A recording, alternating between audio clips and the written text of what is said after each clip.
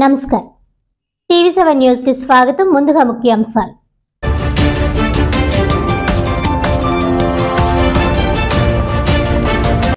కాకినాడ జిల్లాలో శరవేగంగా 2024 సాధారణ ఎన్నికల పనులు। జిల్లా ఎన్నికల అధికారి collector doctor Kritika Shukla.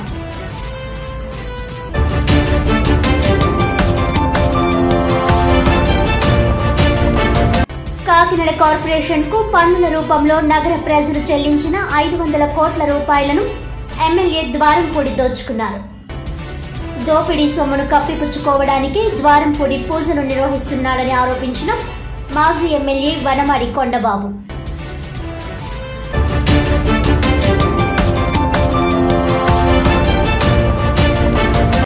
YSR Congress party అధికారంలోకి వచ్చి 4.5 సంవత్సరాలు అవుతున్నా నేటికి తీరని ప్రభుత్వ ఉద్యోగుల సమస్యలు। ప్రభుత్వం పరిష్కారానికి చొరవ చూపకపోవడం దారుణమన్న ఉమ్మడి తూర్పుగోదావరి జిల్లా ఏపీ ఎన్జీఓ అధ్యక్షులు జి రామ్మోహన్ రావు।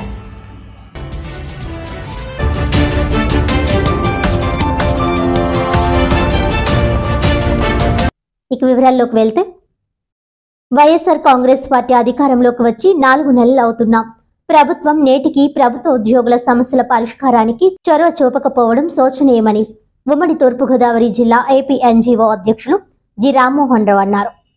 తమ న్యాయమైన డిమాండ్స్ పరిష్కారం కోసం ఏపీ ఎన్జీఓ జేఏసీ ఉద్యోగోపాధ్యాయ కార్మిక పెన్షన్స్ ఐక్య పోరాట సమితి ఆధ్వర్యంలో దశలవారీ ఉద్యమంలో భాగంగా 2వ రోజు భోజన విరామం సమయంలో నల్ల బ్యాడ్జీలు ఎర్ర జెండాలతో ర్యాలీ అనంతరం ఆర్డీఓ కార్యాలయం ఎదుట ధర్నా నిర్వహించారు। ఈ సందర్భంగా ఉమ్మడి తూర్పుగోదావరి జిల్లా ఏపీ ఎన్జీఓ అధ్యక్షులు జి రామ్మోహన్ రావు మాట్లాడుతూ జగన్ ప్రభుత్వం అధికారంలోకి వచ్చిన తర్వాత ప్రభుత్వ ఉద్యోగుల పరిస్థితి అగమ్య గోచరంగా మారిందన్నారు। వివిధ ప్రభుత్వ శాఖల్లో పనిచేసే ఉద్యోగులకు ఇంటీరియం రిలీఫ్ 30% ఇవ్వాలని, పెండింగ్ లో ఉన్న GEF, APGLI, surrender leave encashment తక్షణం క్లియర్ చేయాలని, అలాగే పెండింగ్ లో ఉన్న డిఏ రిలీజ్ చేసి పీఆర్సీ బకాయిలు చెల్లించాలని, పెన్షన్ అడిషనల్ క్వాంటమ్ లో ఉన్న వ్యత్యాసాన్ని తొలగించి పూర్తి స్థాయిలో పెన్షన్దారులకు చెల్లింపులు చేయాలని, ఉద్యోగులకు కార్డు రహిత పూర్తి స్థాయి వైద్య సౌకర్యం ఈహెచ్ఎస్ ద్వారా కల్పించాలని, కాంట్రాక్ట్ ఉద్యోగులను తక్షణం రెగ్యులర్ చేయాలని, అవుట్సోర్సింగ్ విధానంలో పనిచేసే ఉద్యోగులకు రైస్ కార్డులు, ప్రభుత్వ సంక్షేమ పథకాలు వర్తించేలా చర్యలు తీసుకోవాలని అన్నారు। ప్రభుత్వ కాంట్రాక్ట్ అవుట్సోర్సింగ్ లో పనిచేస్తున్న ప్రతి ఒక్క ఉద్యోగికి నెల మొదటి రోజున జీతాలు చెల్లించాలని డిమాండ్ చేశారు। ఈ కార్యక్రమంలో కాకినాడ ప్రభుత్వ సామాన్య ఆసుపత్రి మినిస్ట్రియల్ ఉద్యోగుల సంఘం అధ్యక్షులు పాలపర్తి మూర్తిబాబు, ఉమ్మడి తూర్పుగోదావరి జిల్లా ఏపీ ఎన్జీఓ జిల్లా కార్యదర్శి వేపకాయల వెంకటకృష్ణ, ఉపాధ్యాయ సంఘం ప్రతినిధులు, జిల్లా పరిషత్ ట్రెజరర్, ట్రెజరీ, వివిధ శాఖల ఉద్యోగులు అధిక సంఖ్యలో పాల్గొన్నారు। పేరు చెప్పి రివర్స్ పేరు పెట్టింది, దానికి చాలా నష్టపోయాం। అదే విధంగా ఈ రోజు ఎన్ని డిఎల్ బకాయిలు ఉన్నాయో లెక్కలేని పరిస్థితి। ఏ ప్రభుత్వం అయినా సరే ప్రజల ప్రభుత్వం అంటుంది, మేము కూడా ప్రజల్లో ఒక భాగమే। ఫ్రెండ్లీ ప్రభుత్వం అంటే ఫ్రెండ్లీ ఉద్యోగుల ప్రభుత్వం అంటుంది, ఉద్యోగులు ఫ్రెండ్లీగా ఏం చేస్తుందో అర్థం కాని పరిస్థితి।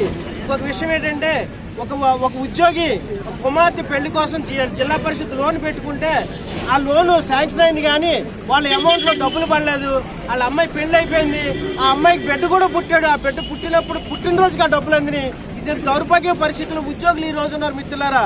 అదే విధంగా పీఆర్సీని అనౌన్స్ చేశారు 2023తో, పీఆర్సీ గడువు పూర్తయింది, 12వ పీఆర్సీ అనౌన్స్ చేయాలి। ఇప్పుడు వచ్చే ఐఆర్ అతిగతి లేదు। కనీసం మేము అడిగేది ఏంటంటే 30% ఐఆర్ ఇమ్మంటున్నాం। ఐఆర్ 30% ఇస్తే కనీసం ఈ రోజు ధరవరలను బట్టి అది న్యాయం జరుగుతుంది ఉద్యోగుల విషయంలో అని చెప్పేసి మేము చెప్తున్నాం। ఉద్యోగులు, ఉపాధ్యాయులు కడుపు మండి ఈ రోజు ఉద్యమ బాట పట్టారు। ఉద్యమ బాటలో మీకు తెలియదు కాదు, ఈ రోజు ఏపీజీఎల్ఏ పెండింగ్ అవ్వచ్చు, పిఎఫ్ పెండింగ్ అవ్వచ్చు, సరెండర్ లీవ్ పెండింగ్ అవ్వచ్చు, హెల్త్ ఇష్యూస్ పెండింగ్ అవ్వచ్చు। 23,000 కోట్ల రూపాయలు బకాయి ఉంది।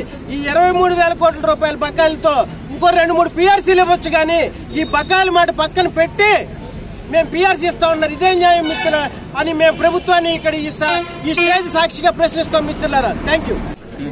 నా పేరు రామ్మోహన్ రావు, ఏపీ ఎన్జీఓ జిల్లా అధ్యక్షుడిగా, ఏపీ జేఏసీ చైర్మన్ గా మరి పనిచేస్తూ ఉన్నాను। మా రాష్ట్ర నాయకత్వం,